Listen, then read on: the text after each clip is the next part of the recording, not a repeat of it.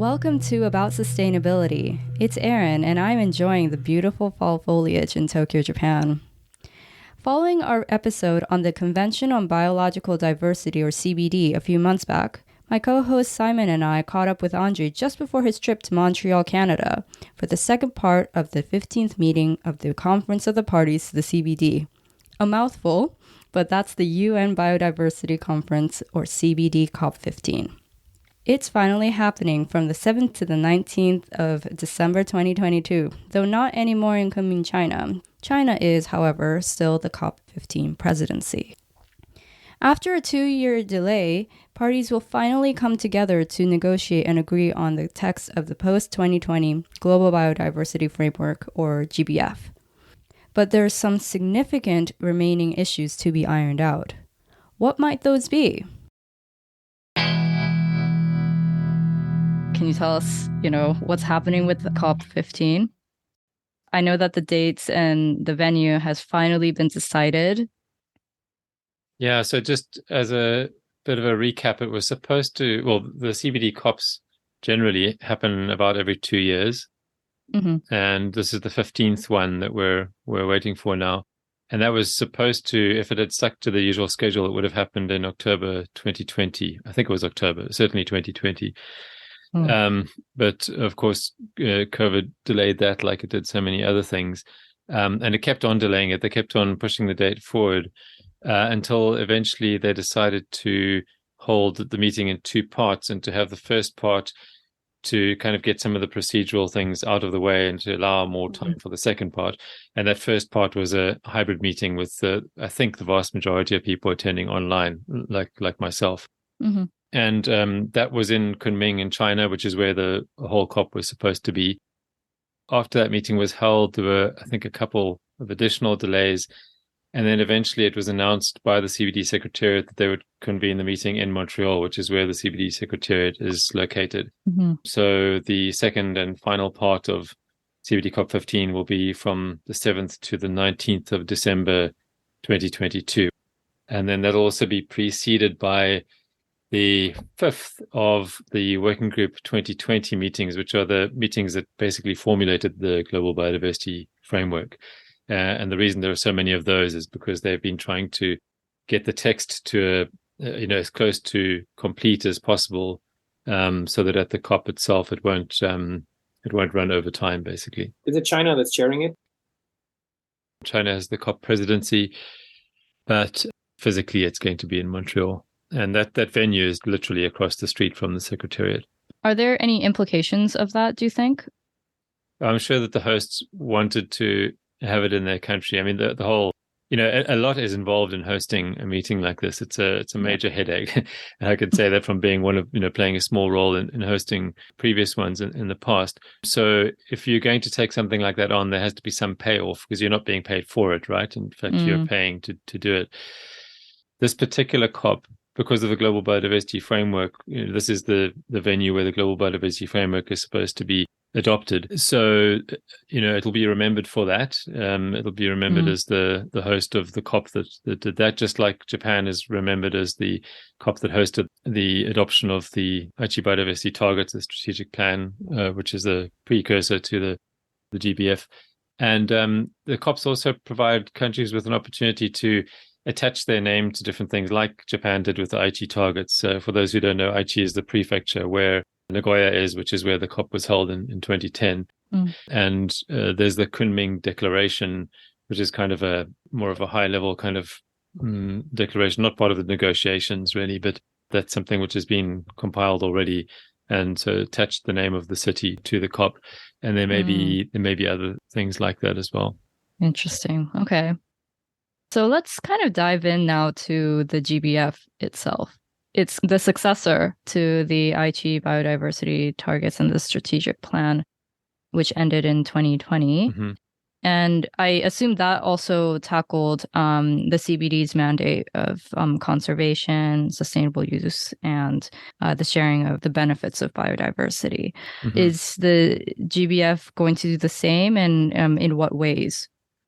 The way that I would describe it at the elevator pitch level is that those 3 objectives of the CBD that you just listed there, those are just elaborated on in the strategic plan. And Mm-hmm. again, they are elaborated on and reformulated in the Global Biodiversity Framework. Mm-hmm. To some extent, it's an update of the strategic plan, but perhaps more than that, it's kind of a reformulation of the strategic plan, because the essence of it, there's not very much that's new, because the problems are the same, slightly larger than they were 12 years ago. Now it should be 10 years, but 12 years ago. So it's not significantly different from the Aichi biodiversity targets in the strategic plan. Okay. And I think last time we talked about the main headline, everyone's talking about this thing called 30 by 30, right? First, can you remind us like what that's all about and why everyone's talking about it? The 30 by 30 means 30% by the year 2030. And the 30% refers to the amount of land and sea that is under some form of biodiversity protection. But the term protected area usually refers to something that is formally protected. So it's proclaimed in some or other way. And that's very variable from country to country. But generally speaking, it requires resources, it requires a legal framing. It's very difficult for a lot of countries to achieve that. So I wouldn't say the workaround, but a workaround to achieve that 30 by 30, which has been spoken about quite a lot recently, actually since a few COPs ago, but it's really starting to gain prominence now, is this idea of OECMs, which stands for Other Effective Area-Based Conservation Measures. So just like protected areas are area-based conservation measures, OECMs are other area-based conservation measures.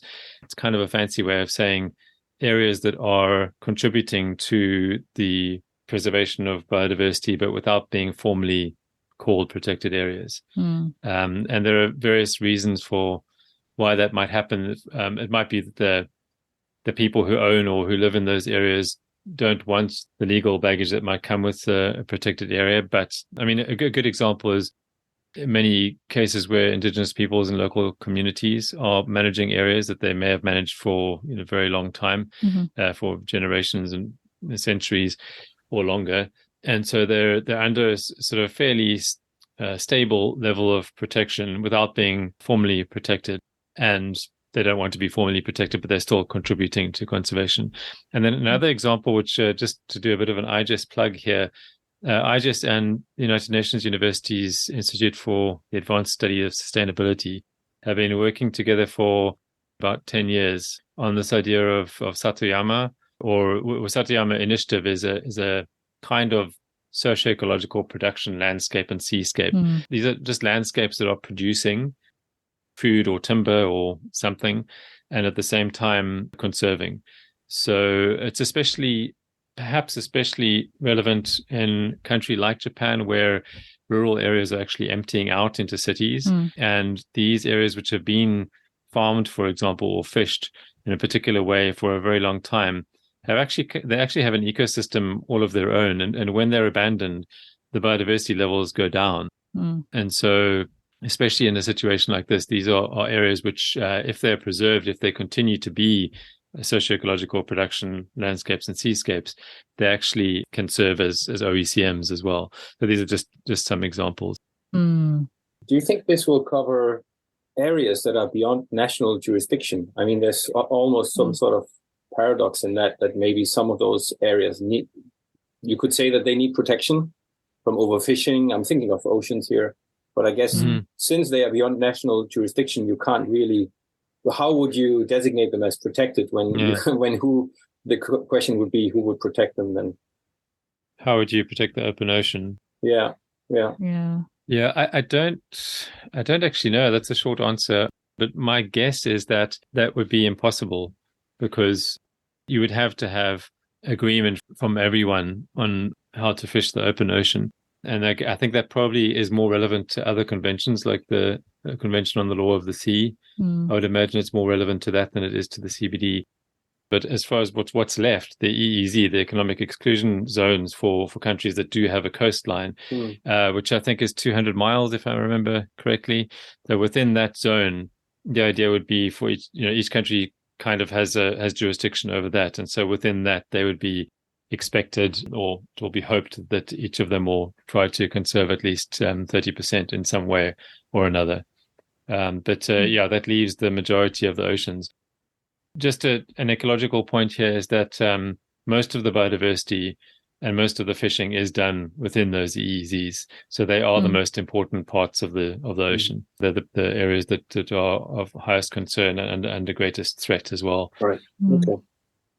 Yeah, very interesting. I didn't really think about the open ocean there, but and people generally forget about that. Like the majority of ecologists and conservation biologists only think land.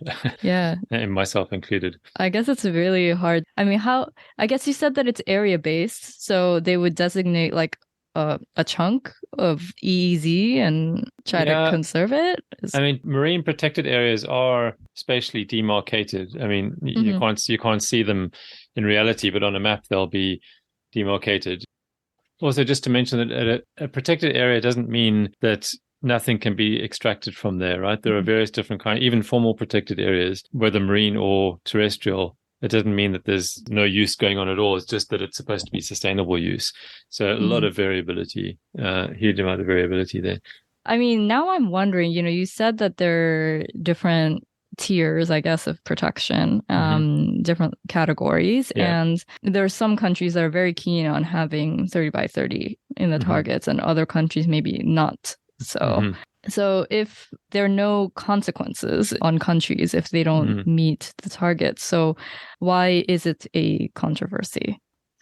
It's just a fairly ambitious goal. So, as with other multilateral environmental agreements, I think countries want to be able to show the world that they're doing a good job towards a particular goal, So that's kind of what drives it, I think. And there's no legal ramification if you don't meet that target.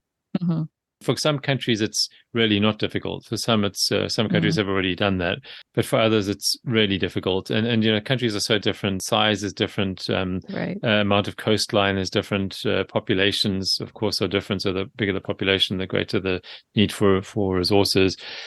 So there are all these different factors, but that is also understood. It's I think there's a general understanding that not all countries will be able to comply to the same extent or to fulfill the same goals or the same particular targets that other countries are able to fulfill. But just generally speaking, 30 by 30 is fairly ambitious. And as I mentioned, if it were 30% formally protected areas, under some kind of legal backing, it would be arguably impossible for most countries to do that. Because it requires, purchasing land, huge amounts of land and everything that goes with that. But these OECMs that's why I called it sort of a workaround. It's a way of getting to that target without having to formally protect areas. And I think it's a double-edged sword. I think it's a really good thing because it also gives credit to, for example, indigenous peoples and local communities who have been conserving. But of course, it could also be misused. And it just as there are many kinds of and levels of protected areas, that's a formal demarcation. So now we're talking about an informal demarcation. So it's even more blurry, what actually counts as an OECM. But I suspect that, over the years to come, there'll be some agreement on what constitutes an OECM, so that people and governments can't get away with calling anything that just to make it look like they're fulfilling their targets. If there's any controversy, it might be because some countries, despite the OECM option, they might still think that this is just too much to handle and, easy for country X, but not so easy for us. And that's not fair. There may be some of that sentiment. Right. Because like you said, there are some countries that have already done it or are close to doing it. Yeah. And somewhere it's just so much more difficult than it is for others. Yeah. Is it then so much more ambitious to a previous protected area target?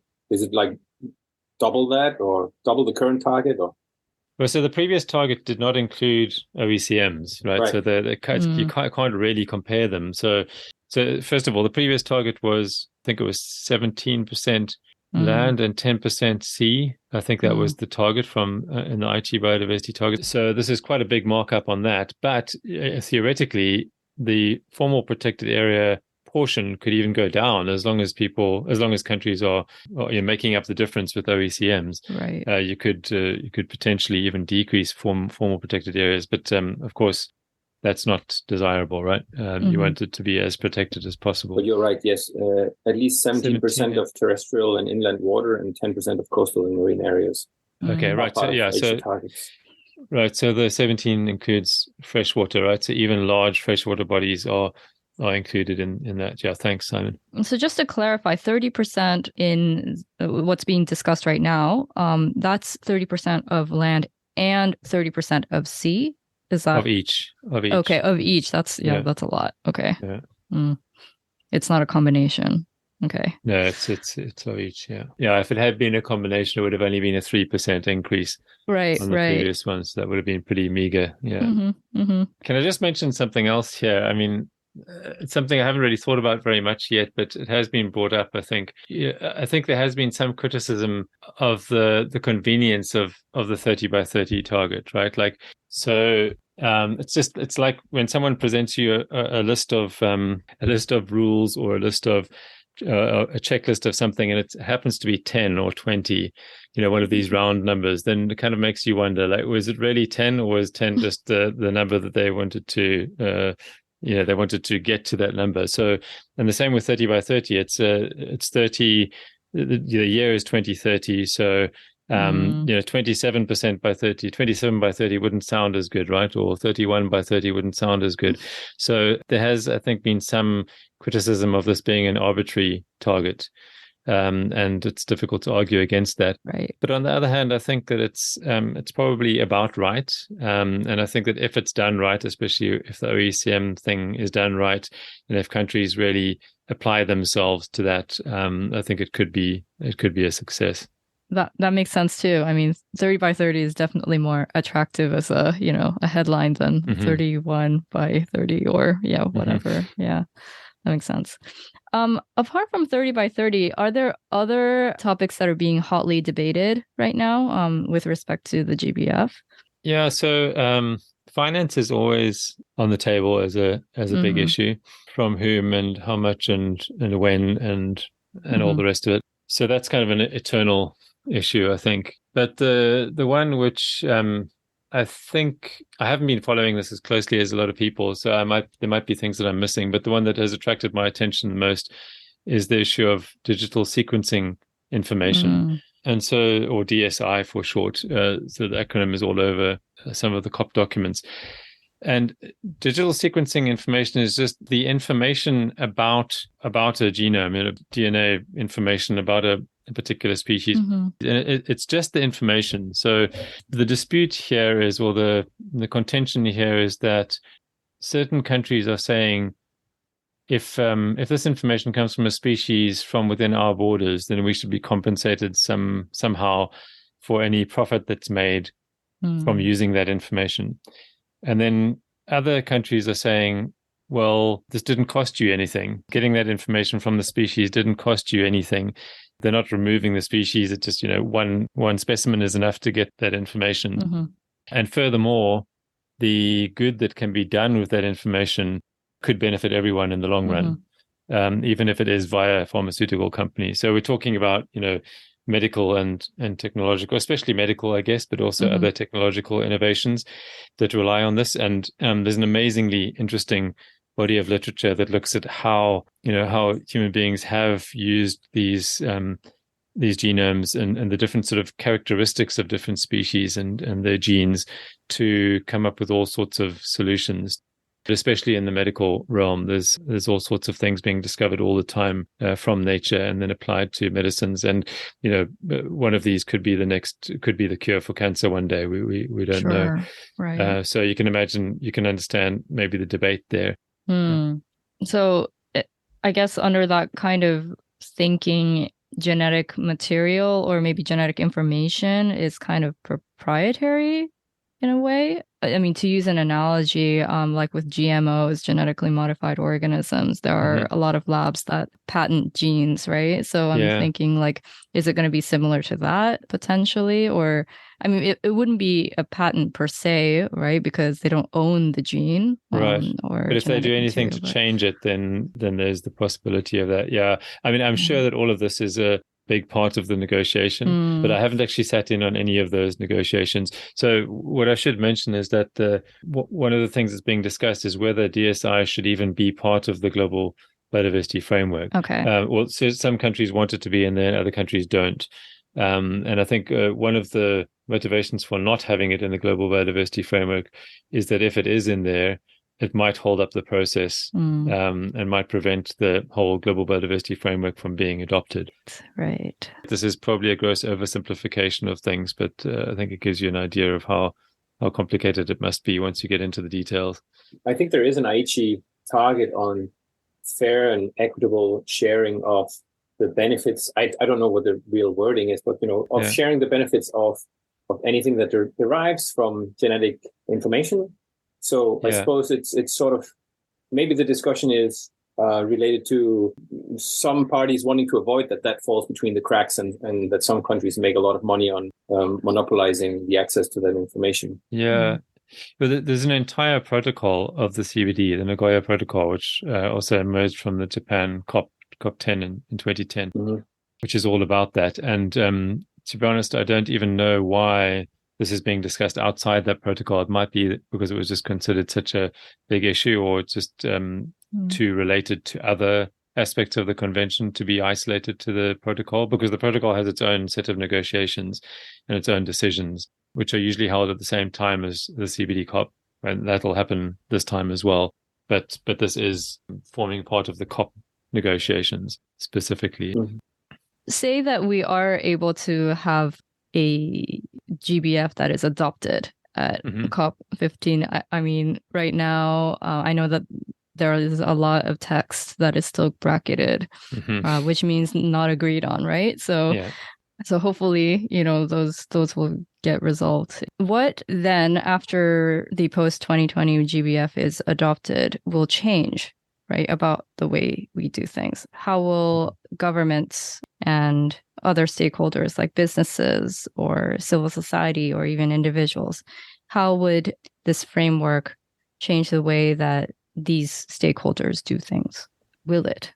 I don't think there's anything in the GBF that, that's different to what's in the strategic plan that's likely to make people do things differently. And I stand under correction there. I may be wrong about that, but from what I've seen, nothing really kind of stands out, unless this DSI issue somehow has a really big impact, and 30 by 30, it might be something that really gets people excited about protected areas, more than they were in the past. But I think arguably the most important thing is that the countries have been waiting for the GBF to be approved in order to do their national level GBFs, which are the MBSAPs, the National Biodiversity Strategies and Action Plans. So these are produced sort of every 4 or 5 years, typically.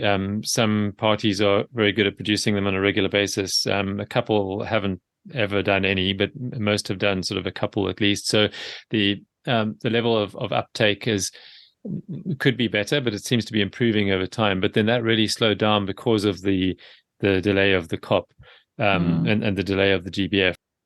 I'm kind of guessing here, but I think they didn't want to go too far down the MBSAP road because they didn't want to kind of contradict the GBF when it came out, and they didn't know when it was coming out. They kept on being told it was going to be in 6 months' time. So I suspect that a lot of them have just been waiting for the GBF to come out so that they have something to model their MBSAPs on. And I don't think that, it's not like they need the GBF to understand what the priorities are in their country, but for reporting processes to the CBD and to be kind of part of this global interaction that is the Convention on Biological Diversity, there is an expectation to somehow match your MBSAP and the targets, especially within your MBSAP, to the targets and the goals that are in the GBF. So if you have a look at the publication dates of MBSAPs on the CBD website, there's this big gap recently where no one's producing, or very few countries are producing MBSAPs, because they were expecting 2020 was the year they could start thinking about it again, and then that got delayed to 2021, now 2022. A few countries have, and some of those are kind of a little bit more generic than usual, to compensate for the fact that they don't have a plan to model it on. But I think a lot of countries are waiting for the final text so that they can use that as a template for their NBSAPs. So it's kind of the lack of a GBF, regrettably, might have slowed down a lot of NBSAPs. So a lot of countries may still be working off their older ones. And I guess in some cases that might not be so important because they'll carry on anyway, but in other cases it might make a big difference. So I would say, this is a personal opinion, but I would say that that's an important reason to have the Global Biodiversity Framework operational. I guess it depends on resources, right? Maybe some countries might have the means to continue doing what they're doing and continue building the momentum, maybe. Yeah, that's a good point. Yeah, resources, that is another issue, because once the GBF is doing its thing, there will be more well-defined channels for funding to the countries that need it. So that's definitely a thing. And I didn't really include that. I wasn't thinking about that when I answered now, but that's definitely a thing as well. Okay. But what I was thinking about was more just the case that countries just don't have a plan to work off for the next few years because they're holding off on it. They're standing back and waiting until they can match their plan to this global plan. In those countries, the ones that care a lot about biodiversity, they would just continue doing what they have been doing, I guess, maintaining. Yeah. Whereas other countries, maybe we don't really know what's going on in those. Okay. Yeah. So if you could think of like maybe one or two things that you hope would come out of COP15, what would that be? Well, I think number one would be just that the GBF is agreed on. I hope that there is agreement, and that parties can be happy about whatever is agreed upon in the end, but that it's not too watered down to not mean anything. Yeah, and then this is maybe more of a personal preference than anything else, but I think that the whole idea of technological innovation is lacking a bit from the GBF as it stands at the moment. Where the word innovation is used mostly is with respect to innovation by Indigenous peoples and local communities and related to Indigenous and local knowledge, which is obviously very important. And the whole IPLC, ILK inclusion in the GBF is something that's really important, and it's something which has really gathered a lot of steam over recent years. But in addition to that, I think that just the idea of embracing market mechanisms as one of the solutions to the problems that we're facing with biodiversity worldwide now, I think is really important. I think that we're not going to get where we need to get in terms of achieving these goals purely through regulation. I think it requires harnessing the market, understanding the market, and how to incentivize the market in the right ways, to provide these kind of triggers for the market to go in the right direction, rather than a little bit more carrot and a bit less stick, I think, although both are still very important. But the innovation side of things is not very prominent in the GBF. I just had a look at the bracketed version, which has well over 1,000 brackets, and that's a lot in a short document like that. Yeah. And the word innovation is barely mentioned. As I mentioned, where it is mentioned, it usually pertains to Indigenous and local knowledge, or Indigenous peoples and local communities. So I think that's something which I hope that it pops up. And in fact, we are an observer organization to the CBD, and therefore at the COPs. So we do have the opportunity to make inputs, into the negotiations. But if I think it's appropriate, I think that the thing that I'm most likely to propose is a stronger emphasis on innovation in an appropriate part of the GBF text. So we'll see how that goes. A lot, it depends on how things pan out. And with this 3-day working group meeting before the COP, that's 3 days of negotiation specifically on the GBF. Mm-hmm. And who knows how different the GBF is going to look after those 3 days. And then it'll be debated through most of the COP again. So it may look very similar. It may look completely different. We'll have to wait and see. Thank you for listening to About Sustainability.